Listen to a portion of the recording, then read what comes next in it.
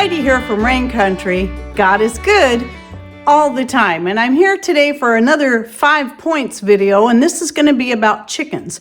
So just covering some various different points in regards to having chickens. And while we are doing all this on our shy 1/3 acre piece in a neighborhood, so what we're doing is all backyard chickens, these points should apply to anyone who's considering getting chickens, be that you have a small area or you have a large farm. So the first point that you need to ask yourself if you're not into having chickens yet is why chickens? And is it right for you? So there are things obviously to consider. Now, even though chickens are the only farm animals we have, just from what I've seen, witnessed, talked to with other people, friends who've had goats and other types of farm animals, chickens are the easiest place to start, and I believe the least expensive, because you can start off with just a few chickens with a simple coop. Is it overall, cost-wise, is it going to be worth it to you? You got to look at the cost of feed if you're going to have to go that route. Whether or not you're going to be able to free range them is going to have a big play in the amount of feed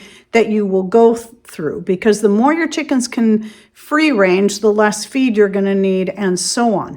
Generally speaking, I don't necessarily think a person saves money having their own chickens as opposed to going down to the store and buying eggs, even with the cost of eggs being what they are. Because you still got to buy the feed, you still got to take care of the chickens. While they're pretty simple to take care of, really, there's still some work involved. You got to clean out the coop, and if you're doing deep litter method, that could be really doing a clean at least once a year and changing out the bedding maybe twice a year.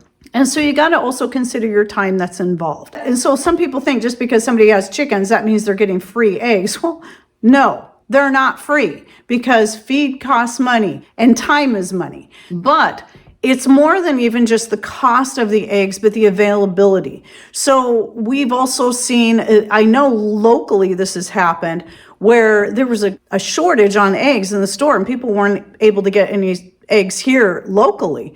So the shortage was obviously coming from somewhere else because they were not getting delivered to our local store.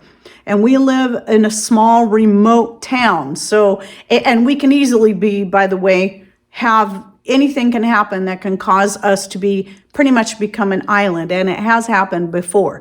We don't typically get much snow around here. There was one year we had a blizzard that blocked off the highway from both sides, so no trucks could get through, and the store was running pretty low on necessary items. And we've also, because of our high rains, especially in the wintertime, there's been a couple times where the roads have washed out. So there's that to consider too. So having backyard chickens for us is a real blessing, because we don't have to worry about whether or not there are eggs at the local store. We've had our chickens for nearly 7 years right now. We actually have the same chickens that we started with, and they're still laying. So we've done pretty good with our chickens, by the way. When my chickens were little, when they started getting to, they were eating more things, I was actually cutting up little slugs and feeding them the slugs. I know it sounds nasty, but unless you live in rain country, it can be really hard to understand the amount of slugs we get. It's not so much the size of slugs. In fact, it's the little tiny slugs that are the worst enemy, because there's tons of them. They're all over the place. And the good thing, though, is the smaller the slug, the more apt your chicken is to eat it. So if you can give your chickens a taste for slugs, they will keep those little baby slugs cleaned right up. And so our slug population here in our gardening areas went way down. Plus, we've got the free fertilizer with the chicken manure itself, and that I do consider free. And so whenever we switch out the bedding, we shovel that onto the garden, so poop and straw and everything goes in there. And then we lay down a nice thick fresh bedding of straw into their coop, and then we start all over again. So we've got that great fertilizer to go into our gardens. And then during the time of the year where nothing is growing, like right now as I'm shooting this video, we've got our perennials, but we don't have anything freshly planted.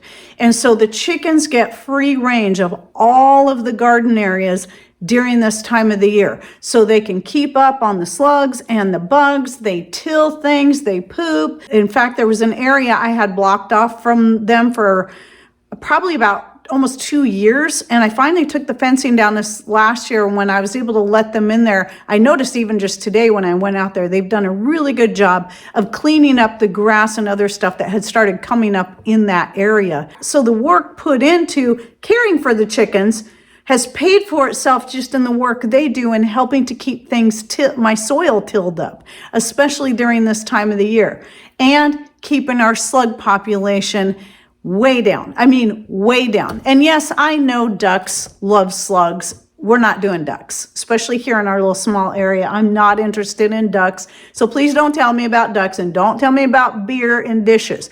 If that works for you, great. It doesn't work here in rain country. We live next to a rainforest, so that should tell you something. And then you just get the joy of your chickens.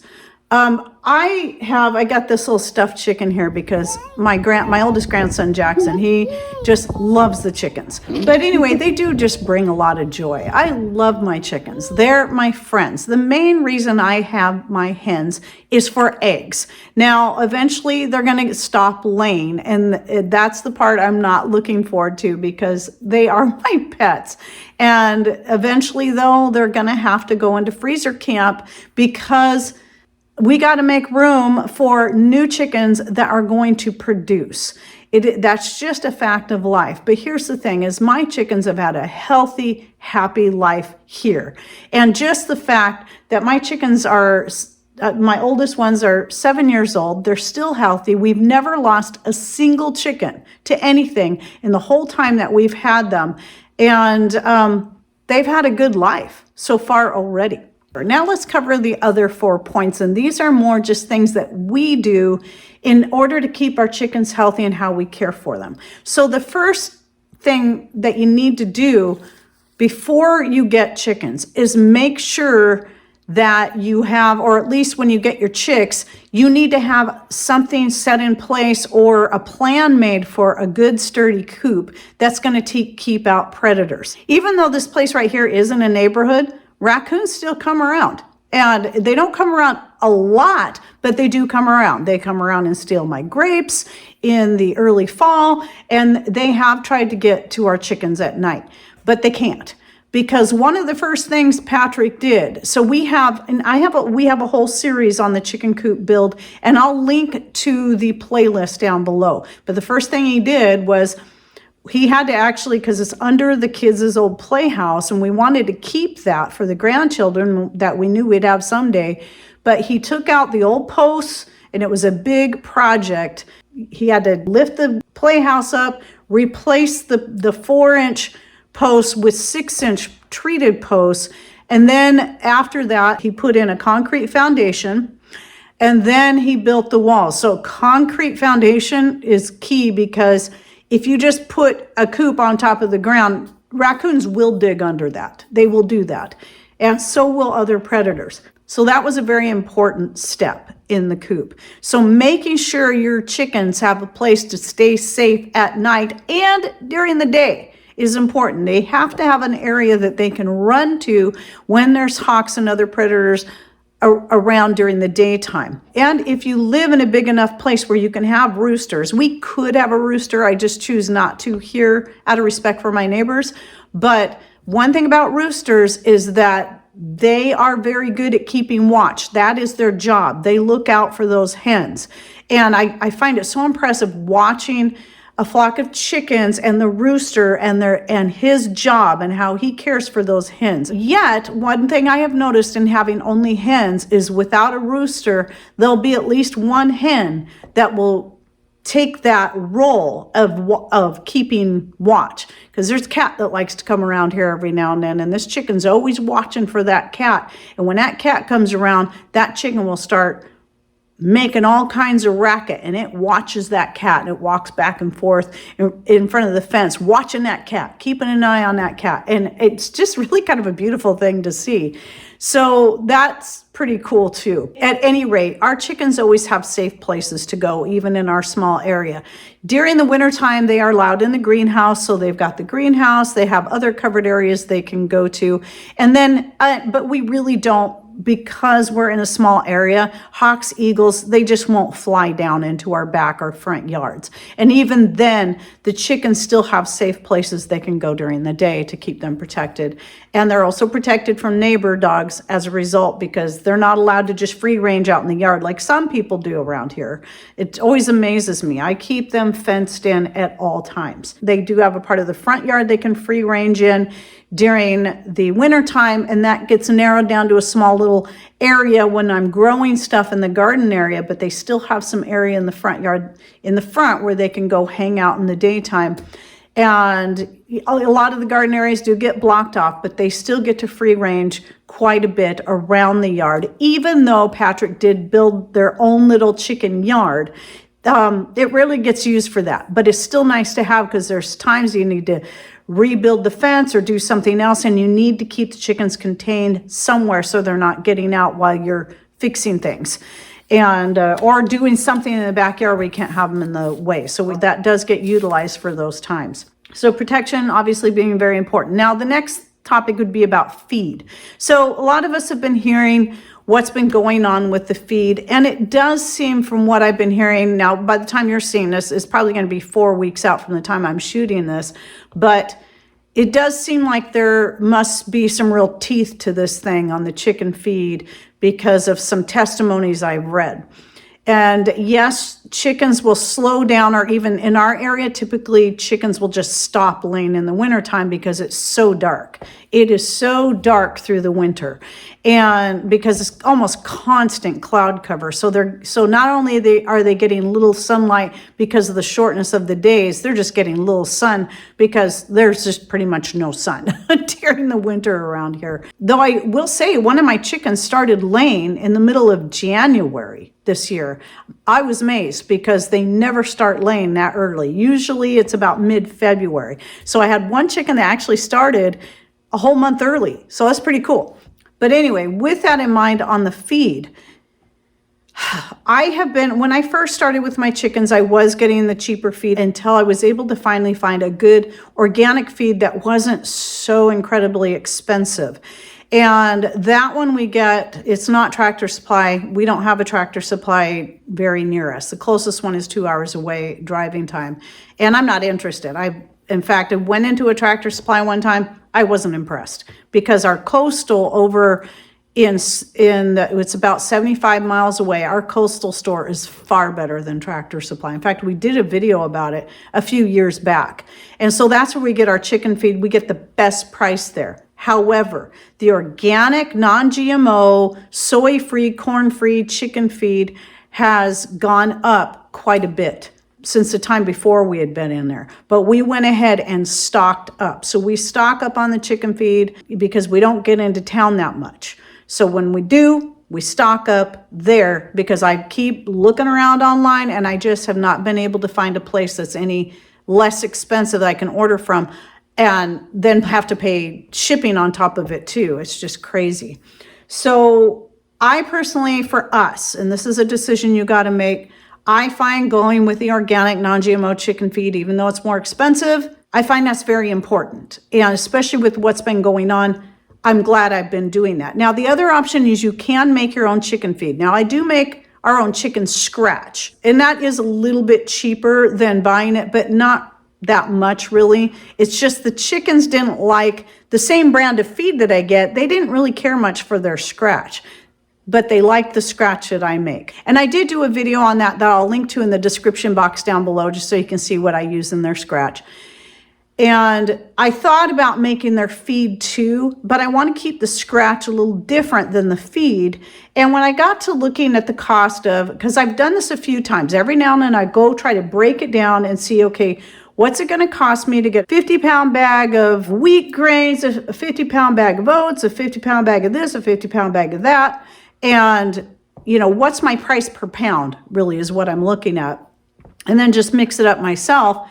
And I found that it didn't save me any money to buy all these different bags and then have to mix it myself, then going ahead and buying the pre-mixed organic chicken feed that I've been very happy with. And it's the Scratch and Peck brand. So anyway, you got to weigh that out. You may have access to whole grains and all that closer to you that will save you a lot of money to make it yourself. And I highly recommend that if you do have access to that, where you can get your grains a lot cheaper than I can, that might be the best way to go. Personally, that's my recommendation. Either make your own or go for a good quality brand, especially when it's organic and non-GMO. Because remember, you want your chickens to be healthy, because healthy chickens lay healthy eggs. And again, I got to state, my oldest ones are turning 7 this year, and my other ones are turning 5 years old this year.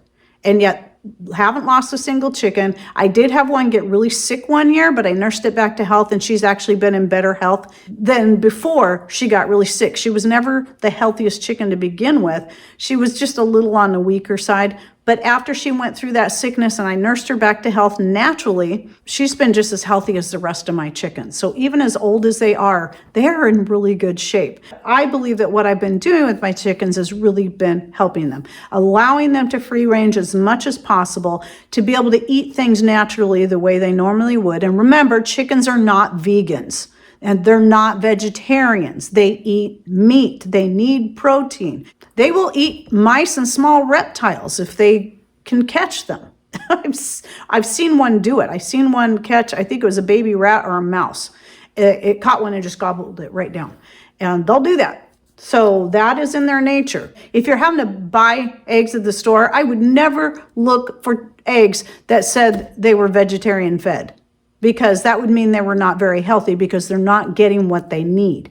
Chickens are omnivores, just like we are. And then this I kind of already covered, but the importance of giving them space to roam around. Even though we are doing all this in this small area, I always try to find ways to give my chickens the most amount of space to roam around, to have a place to take their dust baths, which in the wintertime is in the greenhouse, because it's the one place that's the driest during the winter, and they will take their dust baths in there. And then when I have to close the greenhouse off, they do have other areas like right up next to the house where it tends to stay drier, even during the rainy season, where they can take dust baths. So it's always important to make sure they have an area where they can do that, because that's what helps keep them pest free. And it is in their nature to do that. Just enough space where they can get some leg room. Now, they are very social. So you can't just have one hen. You really need to have 2 or 3 hens. If you got to keep it small, 2 to 3. In fact, I wouldn't go any less than 3, because they do need each other. But I do notice that chickens also sometimes like their space during the day. They do sometimes like to spread out and just have their alone time, which I can relate to as an introvert.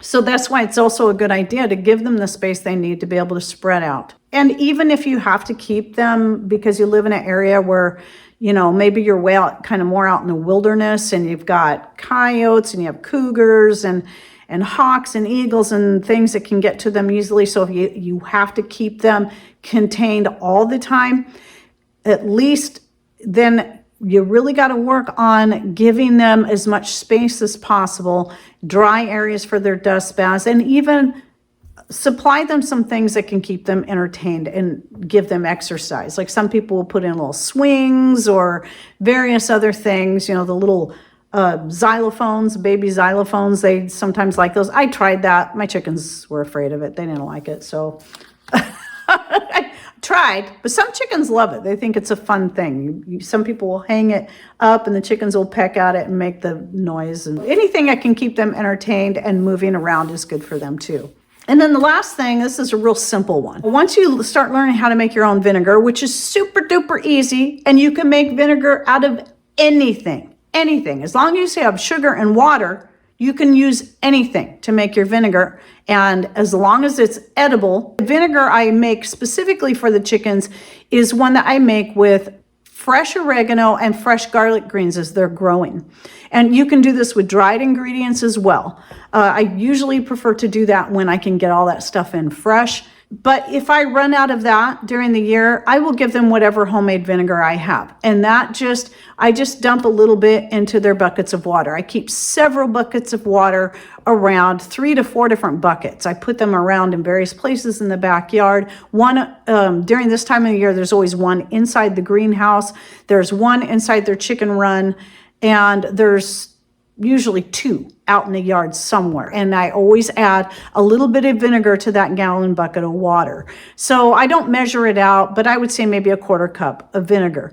And the reason I like the garlic, I go with the garlic and oregano vinegar, is because the natural antiviral properties. Now you can add anything. You can use lemon balm. There's all kinds of different herbs you can use in that, but that one specifically I like to use in their water, and they love it. And then coming back to the feed, I forgot to say this as part of that, but it goes hand in hand with that, is that I've also started this last summer taking a lot of my excess herbs that I know are naturally antiviral and are really healthy for the chickens, like the nettle and the chicory leaves, and I think comfrey. I can't remember what else. I did a video on this, I'll link to down below, where I talk about natural antivirals for chickens. And so please go check that out, because I did list off all the herbs that I'm not remembering right now. But anyway, I mix those all together. I keep them in a jar. And then because I actually keep their chicken feed in here now all the time in the house. And so what I'll do is I'll take out a couple of buckets and fill their chicken feeder out there. And when I do that, I'll put the feed in the bucket, and then I'll add about a 1/2 cup to a cup of the herbs into the feed itself, and then mix it in really well. So they're getting those herbs in with their feed. And that is also going to be good at helping to keep them healthy. And then I've noticed my chicory is actually starting to grow. And so until that area of the garden gets blocked off, the chickens, they get to eat that as it's coming up. And they will. They love fresh chicory leaves, and it is so healthy for them. And so anything that you can do to get some natural herbs, be they dry or fresh, that's great. So in fact, I did take one of my chicory, a chicory root last year, and I'm hoping it will start growing in their chicken yard, so that during the time of the year it's growing, there'll always be fresh chicory for them to munch on, because the other chicory is in the area that gets blocked off from the chickens during the growing season. And so I'll have that for them too. And one more thing I want to add, this is just an extra, is I do not use any light or heat lamps in the wintertime. The chickens will stay warm enough, they will huddle together, and I believe in giving the chickens their natural break time from laying eggs. I think that's the way they're created. I think they need that break. So I've never been one to try to artificially promote them to lay more eggs in the winter. There's a reason why God made them that way, and so I let them have that natural break. I think it's healthier for them personally. And as such, I just always make sure I'm well stocked on the eggs as they're coming in. And right now, my favorite way to do it is to dehydrate them. And so I have a video on dehydrating eggs. I also will freeze some of them. The frozen ones get used just for making homemade mayonnaise, and the dehydrated ones get used for everything else.